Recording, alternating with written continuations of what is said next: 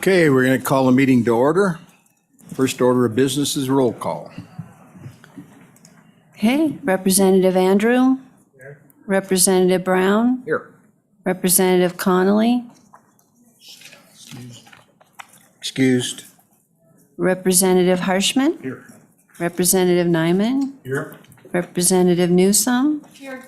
Representative Obermuller. Here. Representative Summers. Yep. Chairman Paxton. Here. Welcome, everyone. Our first order of business is to continue with Senate File 32. And we had not moved the bill yet, and we did have a proposed amendment that has been pulled and replaced by another one, I believe. Yes, Mr. go ahead. Chairman, I just wanted to, is there somebody here from Casper to talk about the, and I just wanted to check, what's your schedule? I mean, do you have to be back? I mean, okay. Okay, so if your bill, if this by literacy seal bill comes up and we can knock it out today, you're good.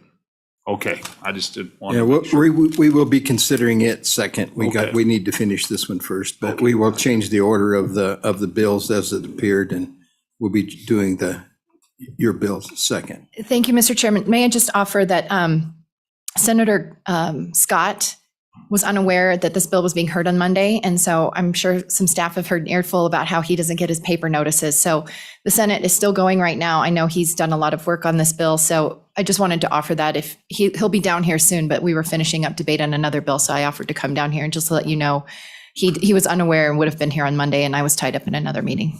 Okay, thank you. Mr. Chairman, I'd move the bill. All right, moved by Summers, seconded by Newsome.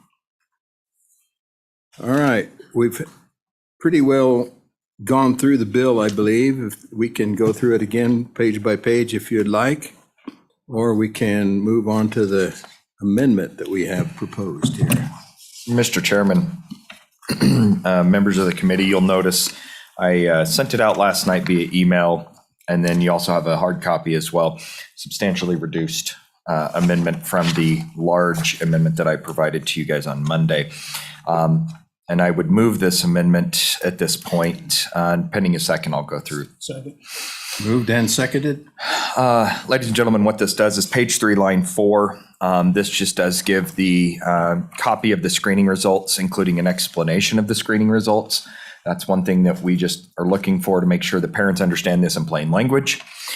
Page 5, line 1, we are striking out 2, making sure that we're working with K through 3 reading assessment, not K through 2. And then the big portion of this is page 5 and page 6, where we strike the word teacher and employee, put district employee. And this is just to go back with the same information that I was talking about on Monday. We want to make sure that any district employee that is dealing with reading intervention or reading teaching, they understand that they're going to be subject to this as well. So with that, Mr. Chairman, I'll stand for any questions. Okay, questions for the bringing of the amendment? Question. Question been called. All in favor signify by saying aye. Aye. Aye. All opposed, nay. The amendment carries. Back on the bill. Mr. Chairman? Yes. Mr. Chairman, I Representative have Harshman. a little amendment I could Okay. distribute to the committee.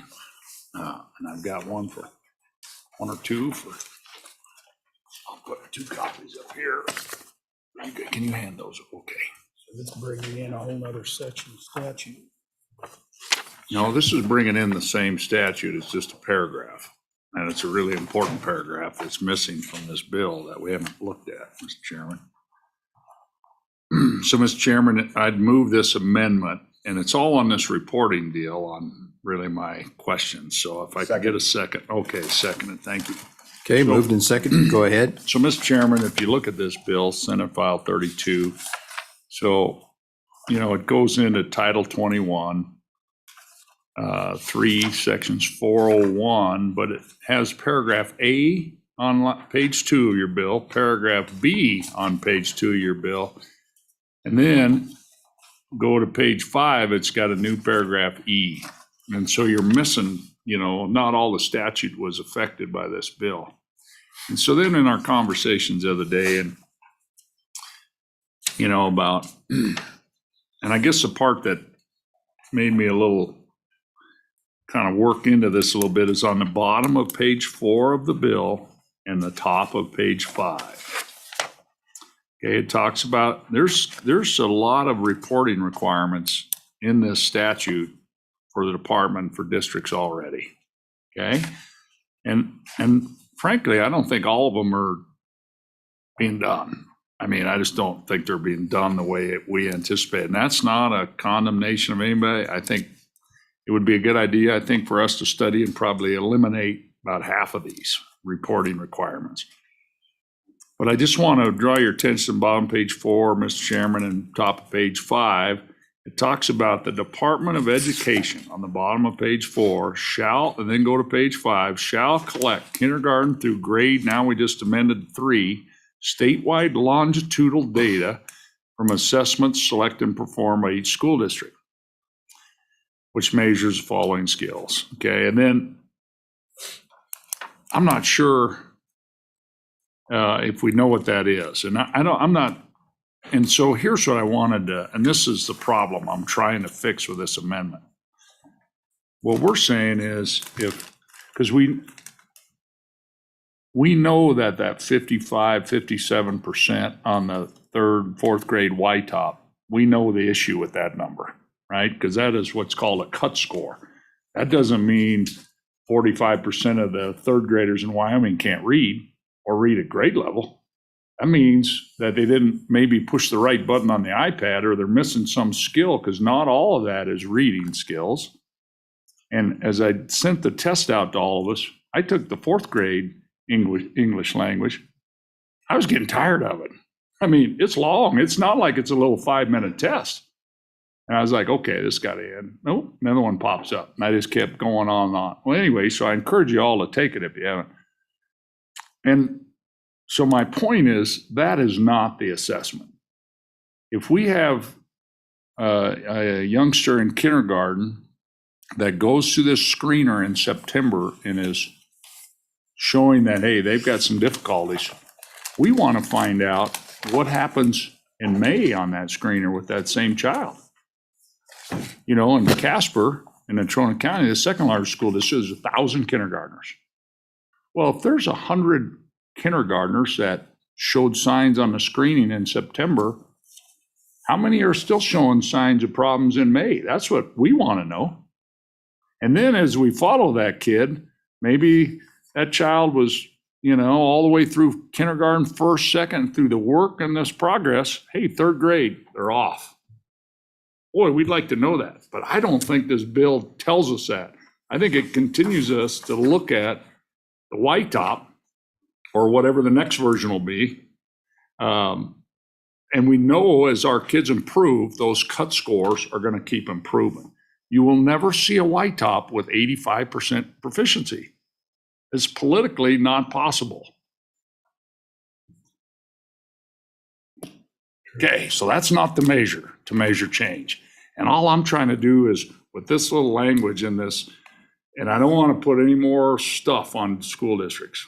Trust me, I don't want to, but it says the report shall include a cohort analysis for kindergarten through grade 3 and who are identified in the screener. And so we just want to be able to say, hey, our kindergartners, we had 150 in Natrona County. In May, we only got 65 now. Good job, we're moving in the right direction. And as those 65, and we rescreen in 1st grade, there's a little learning loss over summer, probably be more. How's this thing moving with this cohort of kids? So I think that's the part we want to, and take our eyes off of this YTOP thing. Because if we want to look at those type of tests, look at the NAEP. Hey, we're kicking it and taking names, right? Best education system in the country. And so I think that's important. And I just want us to really focus on what matters. So that's why I'm bringing this thing. I'll quit talking. Representative Summers. Mr. Chairman, thank you.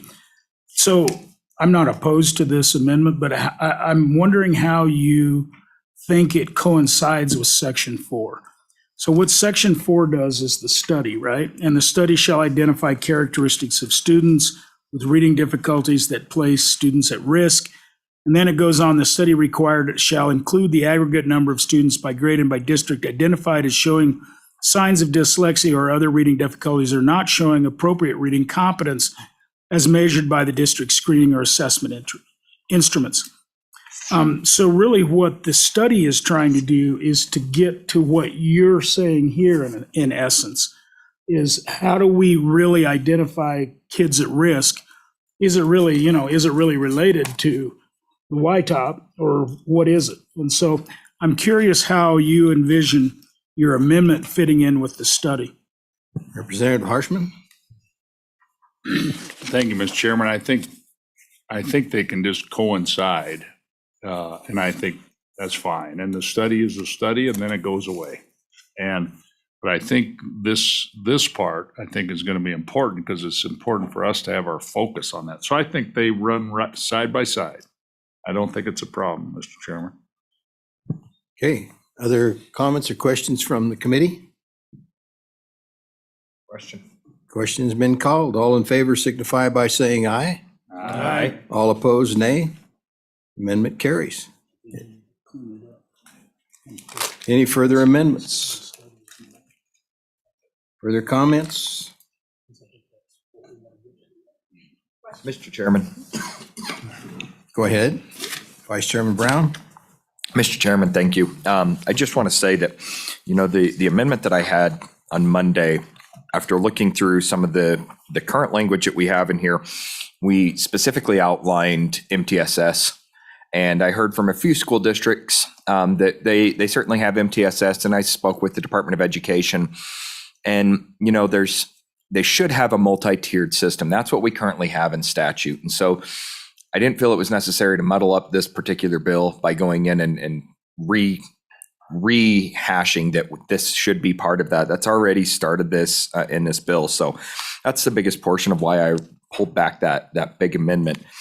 The other thing that I want to make sure that we understand with this bill is we really truly are. We did hear some discussion on funding, specifically from the school districts. And the biggest thing at this point is we're looking at studying this. We're not looking at turning this loose on the school districts and having the school districts having to ramp this up right away. We're going to get the information from this. And then once we get the information, then we can start having the discussion on studying.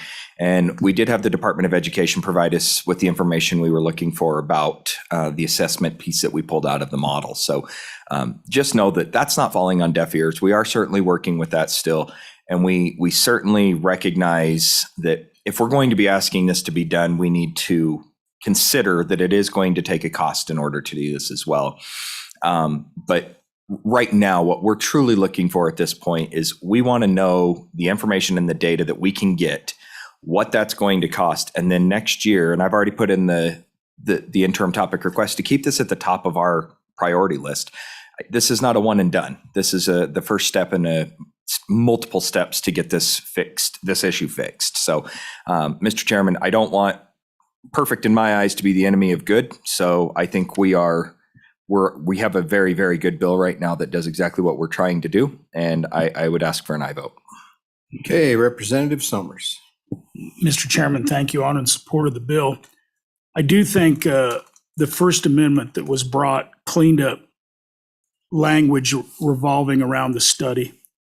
And I hope if this bill goes forward, we always talk about legislative intent, and I hope it was captured here, but certainly, and I've said this over and over, my intent is, can we measure the same child in each district similarly? And then can we get resources to that child that has reading difficulties in some manner that helps him? And so, as if WD goes forward, if this bill goes forward, I hope that's what we try to do. And I hope the language isn't perfect, but I'm going to support the bill. Okay, anyone else? Anyone else? Question. Question's been called. Roll call. Representative Andrew. Aye. Representative Brown. Aye. Representative Connolly. Excused. Representative Harshman. Representative Nyman. Aye. Representative Newsom. Representative Obermueller. Representative Summers. Aye. Chairman Paxton. Aye. That's 8 ayes and 1 excused. So Senate File 32 does pass, and we'll move along to Senate File 78. Is Brown floor managing that one? I'll take that. Yeah. Okay, welcome, Senator. Thank you, Mr. Chairman, and thank you to Senator Wasserberger for, and to you for allowing us to switch the order. As I mentioned, there are people in the audience who have traveled to be here in person to testify, so I do appreciate that, making that accommodation. Today, I'm bringing to you Senate File 78, which deals with the seal of biliteracy. So what is the seal, you might ask? The seal is an award given by a school, a district, or the state in recognition of a student who has studied and attained proficiency in 2 or more languages. There are 45 states, including the District of Columbia, that offer a seal of biliteracy. Wyoming is one of 5 states that does not. However, there are a handful of school districts in Wyoming, Laramie 1, Teton, and just recently Campbell County, that offer a district seal. So why, you might ask, is a statewide seal important? Well, a statewide seal encourages students to pursue biliteracy, and it can be evidence of skills that are attractive to not only colleges, but to employers. Because Wyoming is one of 5 states that does not offer a statewide seal, Wyoming students in 45 of our school districts are at a competitive disadvantage when they are competing for jobs or among college admission offices. So this bill simply directs the Wyoming Department of Education to work with school districts as well as language teachers to offer a statewide seal program. Generally, the seal of biliteracy was designed to be awarded by a school district or state. And even though an individual school site might offer the program, there have been concerns about whether or not they can actually put that on a transcript. And I'll let some of the other people in the audience testify to that. So this would create a uniform system across the state for those districts that want to offer it. And I also want to talk a little bit about cost. The cost of setting up this program, I think, will be very minimal, so you will not see an appropriation. Currently, assessments that could be used to cover the seal of biliteracy are $17 to $25 per student. Many districts already offer these types of exams through AP exams or IB exams that can be used to qualify, so that those tests are already covered. Another option would be for charging the student to cover the cost of administering the test itself. Currently, Laramie 1 offers the seal of biliteracy, and they cover the cost through their existing budgets. And for your largest school district, that's about 30 to 40 students, and it costs them about $1,400 a year. So this bill is designed to give maximum flexibility for districts and how they'd like to do that. And so to just walk you through the bill on page 2, you'll see where it talks about duties of the state superintendent, and it says that they'd have to establish a seal of biliteracy program, as well as an advanced distinction for those students who have that capability. In either English or another world language. And then you'll see that world language is defined to include sign language, classical language, as well as indigenous languages. And I can let the experts in the room talk to you about how that might be achieved for some of those indigenous languages in particular that don't necessarily have a test. And then finally, you'll see that the powers of the boards of trustees is amended. This is in their permissive section of may confer that Wyoming seal of biliteracy to a student. On the Senate side, we made one adjustment at the request of the Department of Education on when reports might be due. We're asking them to to receive information about how many students they issue this biliteracy seal to, what kind of languages, just some general information. We initially had requested that information by August 1st from the districts, but we understand that October 15th tends to align with other reporting requirements. So it's a very short and simple bill, Mr. Chairman. I'm happy to answer any questions, but want to make sure that people in the audience are given plenty of time to testify.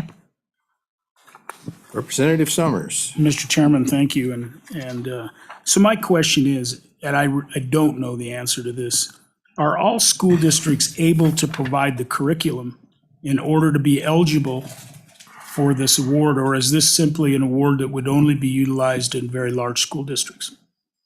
Mr. Chairman, Senator Representative Summers, great question. I think you would know, certainly in Laramie 1, we have language offerings. I think it depends on the district and what's offered. But my understanding is high schools are supposed to offer languages. So this really is for students to demonstrate that proficiency.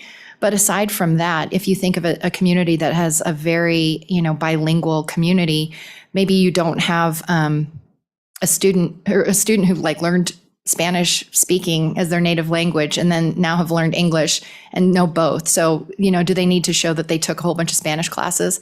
No. I mean, they could take this test and satisfy that requirement. So I think it's kind of mixed out there, but I think another question that might be good for some of the people in the audience. Follow up?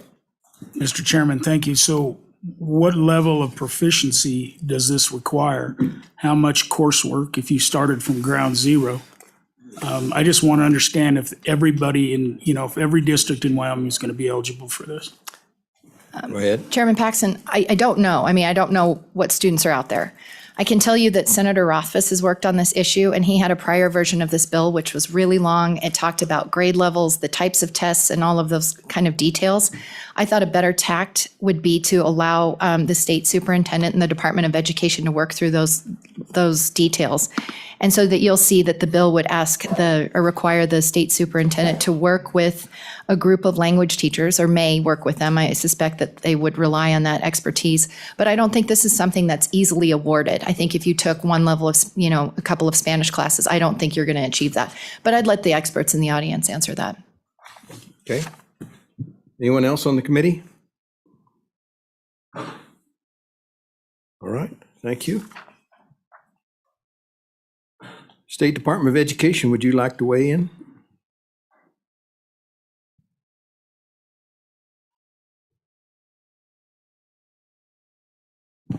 Thank you, Mr. Chairman, members of the committee. I'm Kari Akins with the Wyoming Department of Education.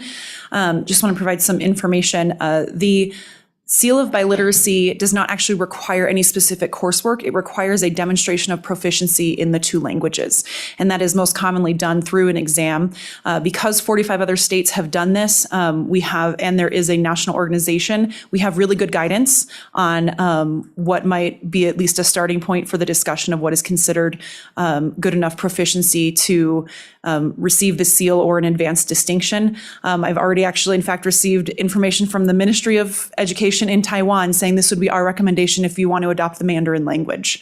So we have plenty of people ready and willing to help assist the state of Wyoming, hopefully become that 46th state that confers a statewide seal of biliteracy. The change that was made in this bill from the reporting date of August 1st to October 15th was so that it would coincide with the reporting on the graduated student transcripts. So we would not be adding a specific data collection. It would just be an additional field that could be filled in for students that graduate with this seal. Hey, question, go ahead. Mr. Chairman, I know I beat a dead horse. I do it a lot in this job, but I don't have a problem with this program. What I have a problem with is small communities and small districts struggle to provide one foreign language and one teacher to provide that. And so here we're rewarding, frankly, districts and kids that are able to be in school districts that can provide a lot. And I think there's an equity issue in funding education in Wyoming, and particularly in funding foreign language in districts in Wyoming. And so, unless I'm wrong, unless we have tons of foreign language teachers out there in Sheridan 3 and Big Piney and Kimmer, how do we fix this equity issue? And so, are we awarding kids something that's probably very wonderful, but we're not recognizing that other kids are not even going to be eligible to get there? Go ahead. Mr. Chairman, Representative Sommers, I will point out that there are a whole bunch of mays in this bill. It does not require school districts to offer the seal of biliteracy, but it means that right now we only have 3 in the state that do. So for those other students in any of the other 45 districts, this is not even an option, even if they are bilingual, and they just have no way to prove that. And this would be a way for them to do that. So I will say that those concerns, of course, foreign language is included in the basket of goods. There has to be some offerings. When it comes to advanced level of those languages and getting to the point of actual proficiency, a lot of school districts are not able to offer that. However, we do have the virtual 307 program, and our community colleges and the University of Wyoming have done a wonderful job of offering online courses to be made available to individual students. And so progress has been made on the virtual front, especially in the past couple of years, to open up some of those options so that school districts can make things available to their students without having to have a teacher on site. Okay. Follow up, you okay? I'm good. Anyone else? Quit beating that dead horse. Okay. Anyone else? Thank you, Mr. Chairman. Okay, we're going to open up public comment. And let's see, I don't think anyone who wants to come forward, or if you're in a group, that'd be fine. Just please come up and identify yourself. Tell us who you represent. Welcome.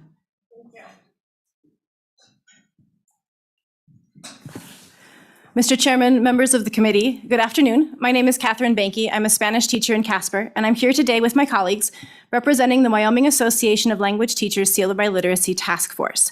Mr. Chairman, at your pleasure, we would like to testify as a group in order to honor the time we have together and better answer any questions. This bill establishes Seal of Biliteracy awards for graduating high school seniors across our state. At this point, Wyoming is one of only 5 states in the nation that does not have a state-level Seal of Biliteracy award. This bill provides equitable opportunities for Wyoming's linguistically gifted students in multiple ways. With so many states offering these awards already, Wyoming students are at a disadvantage when applying for colleges or in work applications. The awards established by this bill recognize the work our Wyoming students have done in growing their English proficiency, as well as their skills in another language throughout their school career. These awards are also a natural capstone for our growing dual language immersion programs that are still sprouting up throughout the state. Our task force, made up of teachers, parents, and business leaders, has been working on the Wyoming Seal of Biliteracy for 4 years, researching testing possibilities, including cut scores for those tests, legislation that is passed in other states, as well as following other states' challenges and successes. We've been in communication with the Wyoming Department of Education and worked with the National Seal of Biliteracy organizer, Arthur Chow, and legislators such as Senator Ellis to help bring this bill to you now, because our students deserve to be recognized for their achievement. Mr. Chairman, my name is Shannon Reese. I'm a Spanish teacher in Casper, and I'm also a parent of a high school sophomore who's taking Spanish right now. I'm here today as a concerned parent, but also as a member of the Wyoming Association of Language Teachers Seal of Biliteracy Task Force. Many Wyoming students come to our classrooms using languages other than English in their home and in their communities. Many of these students are unable to be recognized right now for their language skills that they bring forth by colleges or employers because they just aren't enrolled in language courses, or those language courses aren't offered in their schools. So this biliteracy seal will help those students have the achievement that they need from their native language as well. For languages that don't have a nationally recognized proficiency assessment, students have the possibility of creating like a portfolio that can be analyzed by an expert in that language, or they can also show their proficiency just through oral interviews with their community leaders. Although it's possible for students or schools or districts to offer their own seal of biliteracy, establishing a statewide seal is really important for a few reasons. First of all, a statewide seal is going to provide consistency between our districts and that choose to offer this, and allowing for a level comparison between our students around Wyoming and also those around the nation. Second, a Wyoming Seal of Biliteracy has more weight and it has more meaning to it than a district level award. It makes it easier for employers and for universities to research online to see what the award recipients' qualifications are. This award gives validity and reliability to that seal of biliteracy.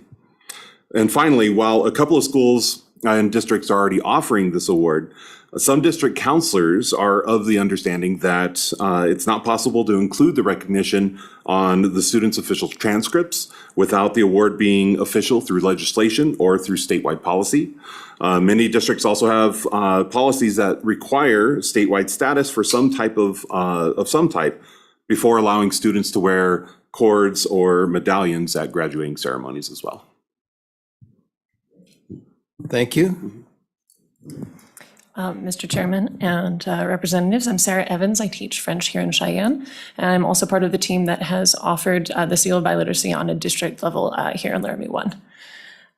So this bill serves the needs of many of our Wyoming students who have skills to offer. It also serves the needs of our Wyoming businesses by giving a concrete measure of practical language skills under a common set of standards, not just showing the student took this number of years of Spanish, but what can they actually do with the language. As of 2019, the largest industry reported skill gap in world language nationally was in construction. And according to a survey of our local Cheyenne businesses last year by our LCST1 Workforce Partnership Facilitator, this same shortage is a problem for our local construction businesses, even right here. The HR directors at Simon Corps and Ryman Corps here in Cheyenne report that bilingual candidates for management positions are highly sought after and difficult to find in our area. Having an established statewide record of students who graduated high school with functional language proficiency could serve as an effective pipeline to fill some of these local industry gaps as well. Okay, thank you. Questions from the committee? You must have done a great job. Yeah. Thank you. What, Mr. Chairman, just Go ahead. Just if the three of you, what grade levels are you currently teaching at, maybe? I teach 6th through 8th grade at CY Middle School. Okay. And I teach 6th through 8th grade also at CY. 9 through 12 at Central High School. Cyclones and Indians here. Vice Chairman Brown. First of all, I'd like to say thank you, especially to the two of you traveling down today. Appreciate getting some folks that are outside of Cheyenne to be able to come in here. That's nice. I'm just kind of curious. One of the things that was in here was Indigenous languages. Can you guys maybe explain how you guys would go over, what type of seal it would, or how you would attain that seal for the Indigenous populations? So with the Indigenous population, there's not a lot of writing that they do. It's mostly oral. And so that would have to be done like by the tribal elders through oral interviews and things like that. And so they'll be able to determine what that proficiency is for them. When we get to the point of, if and when we get to the point of creating those cut scores basically for that, we would have to include them in our discussions as well. And that's coming from research from states like New Mexico and Oklahoma that have seals of biliteracy that are obviously working very closely with their Indigenous populations to make sure that they're honoring the linguistic skills of the students who are biliterate in those Indigenous languages. Okay. Further questions? Yeah, thanks for All coming. right, thank you. Thank you. Thank you. Anyone else like to testify? Janine, welcome. Thank you, Mr. Chair, members of the committee. Janine Bayteski from Teton County. We, this past June, just graduated our first class from our dual immersion school. So we started the dual immersion school 13 years ago. The reason, talking about equity, Representative Summers, the reason we took on this challenge was to close the achievement gap between our Spanish speakers and our Anglo students. We start our schools, as you've heard me testify in the past, we probably have upwards of 40% of our incoming kindergartners join us with no English and no English at home. And so this was a means whereby we could address that shortcoming of these students. This past June, we did put it on their transcripts, and there were, I think, in the neighborhood of about 60 transcripts that received the biliteracy seal. And we think it's pretty important stuff because it rewards those students on both sides, whether they be coming to us as Spanish speakers or Anglo students, for all the hard work that they did. And going through 13 years of a 50-50 program. And what do I mean by that? I mean 50% of our students are Hispanic, 50% are Anglo, and 50% of their time is spent in Spanish and 50% of their time is spent in English. So we thought it was pretty important to be able to offer that reward to them. Questions for Janine? Yes. Representative Obermiller. Thank you, Mr. Chairman. So how does this bill help you? I think, Mr. Chairman, Representative Obermiller, I think it would just put a little bit more teeth into the seal. I mean, the seal as we have it now is sort of a district biliteracy seal based on national standards. It would put a lot more teeth into it. Okay, anyone else?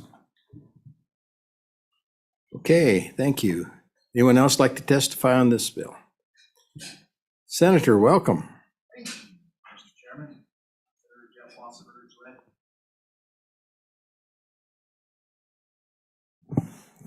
Started this DLI, dual language immersion program, actually 7 years ago. And we have those students in 6th grade. It's very similar to Park Elementary in Natrona. We have 2 elementaries, Rawhide Elementary and Stock Trail, that are doing that program. And the reason why I wanted to bring it forward to you is there's two classes, and they do the same thing. They have half English and they have half Spanish. And how that will work is they will start their 7th grade year at Twin Spruce Junior High, which was my old junior high, and they will have instruction in both English and Spanish. And then eventually they will get to the high school. In the high school, they will start taking college classes in the 9th grade. And by the time they graduate from Campbell County High School, they will have approximately 24 hours in Spanish. And so essentially they are just 6 hours from a major in Spanish. And so they will be able to go on to college. And all this really does is put a good housekeeping seal of approval on their diploma. But they're going to be carrying with them, 24 hours of credit, college credit from Gillette Community College. Hopefully it's an independent community college at that point in time. At any rate, I just wanted to tell you my name's on the bill. And Mr. Chairman, I wore my camel hair jacket in honor of the House today. And just so I didn't upset Representative Harshman, I did not wear my purple camel hair jacket. We appreciate that kind of consideration for our good representative from Casper. All right. Any questions from the committee for the good senator? All right, thank you. Anyone else like to testify on Senate File 78? Mr. Winnie. Mr. Chairman, Bill Winnie, Sublette County. This bill has benefits far beyond what you have heard here so far. As I traveled the Far East for my ship, homeported in Guam, Japan, Korea, China, Malaya, or Singapore, I always had half a dozen to a dozen native speakers or bilingual speakers within my crew. And at every port, they made a real difference. I even had a few Chamorro speakers. That's a native language for the island of Guam. Subject to your questions, thank you. Okay, any questions from the committee? Mr. Winnie, thank you for your testimony. Anyone else like to testify? Senator, you were a little late to the party, but would you like to testify on this particular bill, or are you content with what we've done so far? Mr. Chairman, no, I don't testify in this bill. I was on the first one, but a 10-minute bill took an hour. Okay. Involved in it, corporation. All right, well, we did pass that first bill, so. Thank you. Okay. Anyone else like to testify? All right, committee, what's your pleasure? Move the bill. Moved by Brown, seconded by Nyman. Any further discussion from the committee? I think the good Senator Ellis walked us through the bill. We ought to have a good understanding of what is in the bill. Question's been called. Roll call, please. Representative Andrew? Representative Brown? Representative Connolly? Representative Harshman? Representative Nyman? Representative Newsom? Representative Obermueller? Representative Summers? Chairman Paxton? Aye. That's Okay, 8 Senate ayes and 1 excuse. Senate File 78 does pass. Moves us on to our third bill for the day, Senate File 43, and the good Senator Wasserberger is here to walk us through it, I believe. Well, before we get into that thing, who would like to floor manage that? I see your name was on there, Representative Nyman. Okay, sounds good. No, you do it. All right, you got that settled? You're going to do it? Okay, all right.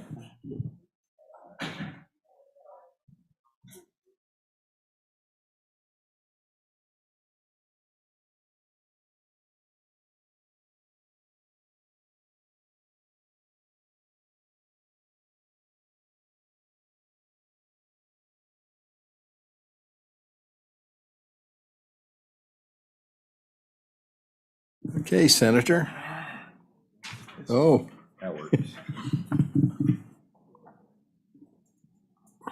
Okay. Mr. Chairman, I present to you Senate File 43, which is Community College District Elections.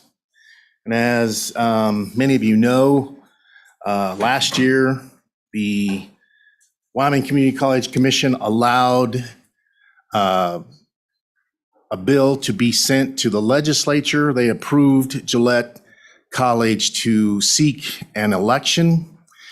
And we pushed a bill through last year, if you remember, that allowed Gillette to have that election. And so Gillette Community College on August 17th, 2021, held an election, and the voters approved a 4 or even 5 mill levy, up to 4 or 5 mills, by 71% of the vote. Okay? One of the things that came to us, Speaker Barlow and myself, was that the Board of Trustees in all the other 7 community colleges are on staggered terms.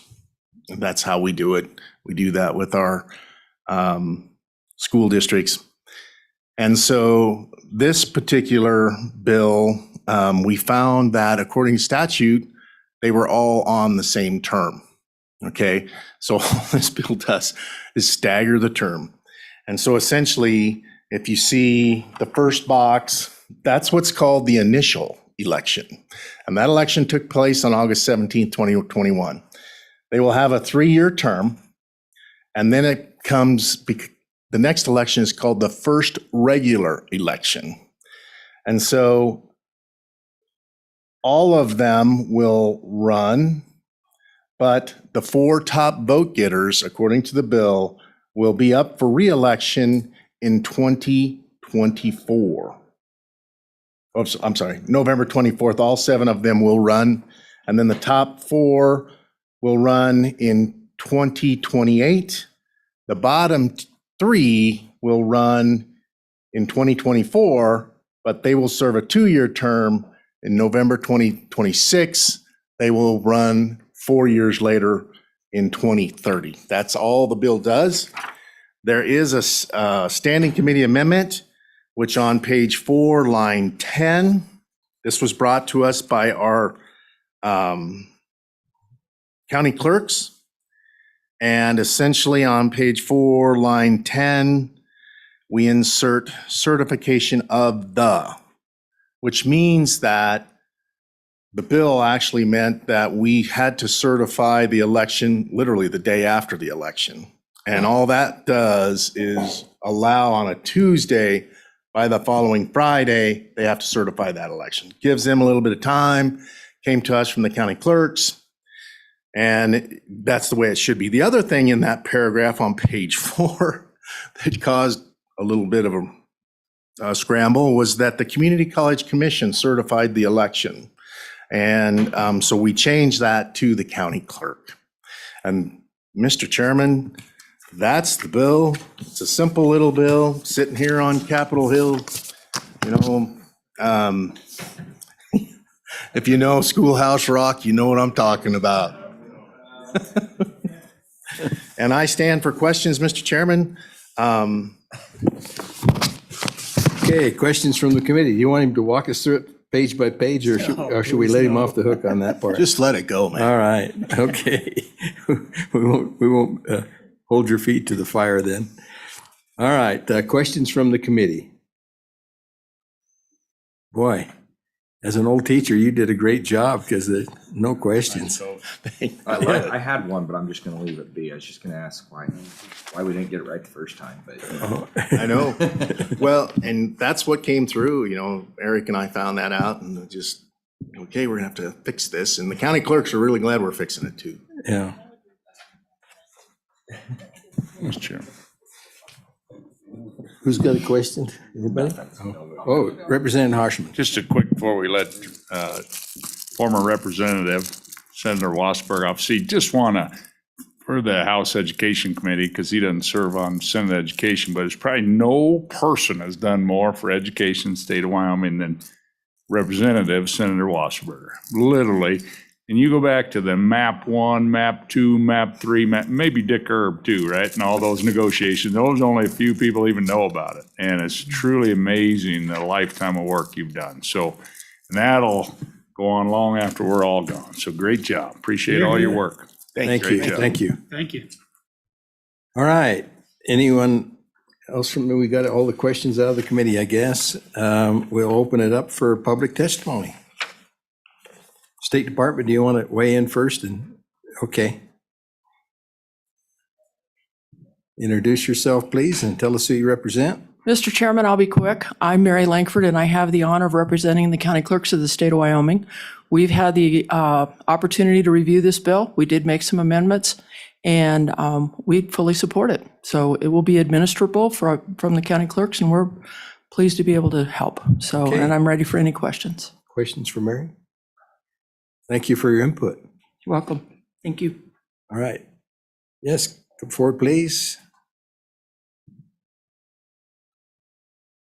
We thought maybe you might want to weigh in on this, Sandy. Mr. Chairman, members of the committee, I'm Sandy Caldwell and the Executive Director of the Wyoming Community College Commission. Very familiar with this situation in front of you. I will share that this bill is a fix-it.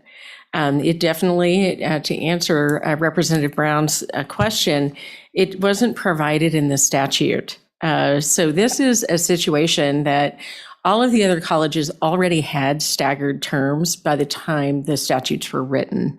And until you actually go through it, it was a little bit complicated.